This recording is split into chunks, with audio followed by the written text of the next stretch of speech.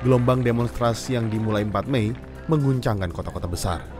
Yogyakarta ikut bergolak. Tapi ada satu perbedaan besar. Tak ada kekerasan etnis, tak ada amuk terhadap warga Tionghoa.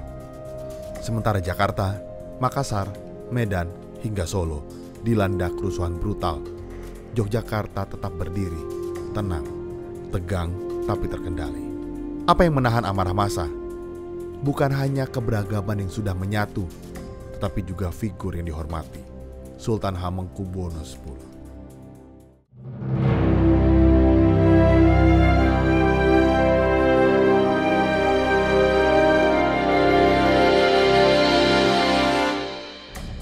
Hampir seluruh wilayah Jakarta hari ini dilanda aksi penjarahan disertai pembakaran kendaraan dan pusat-pusat pertokoan. Di wilayah Jakarta Pusat misalnya, massa melempar dan membakar sejumlah gedung di sekitar Tanah Abang. Tahun 1998, Indonesia diambang kehancuran.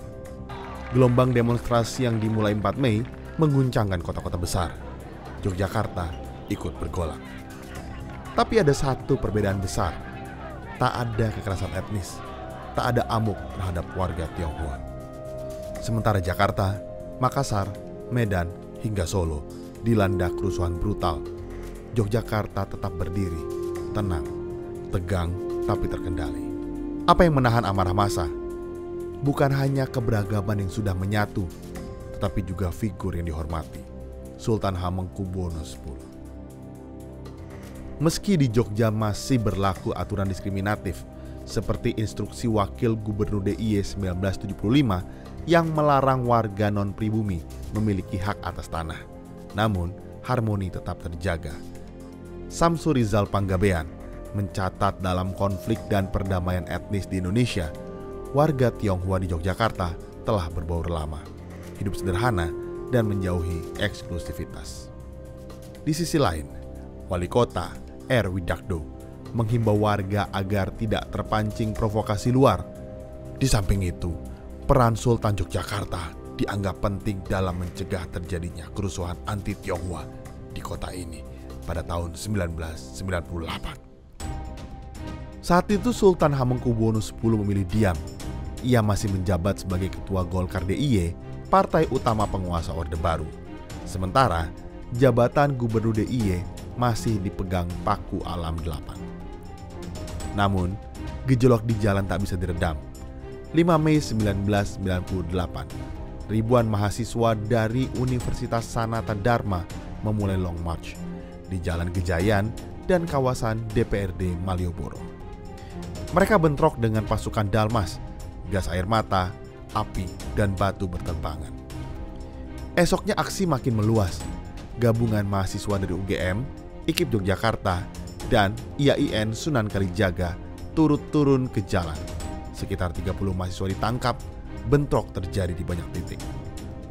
8 Mei 1998, gerbang UGM jadi garis depan.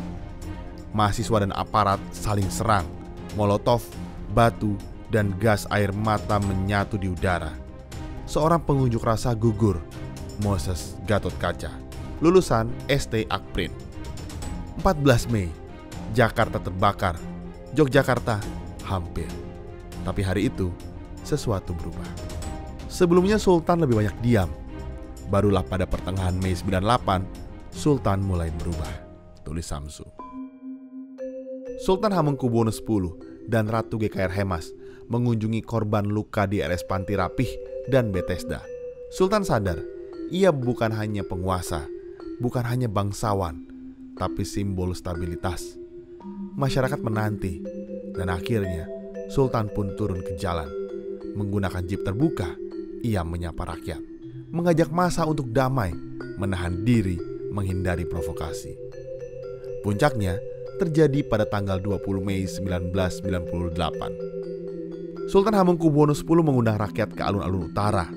Pisowanan ageng dibuka. Tradisi kuno itu dihidupkan kembali, bukan untuk raja dan bangsawan, tapi untuk mendengar suara rakyat.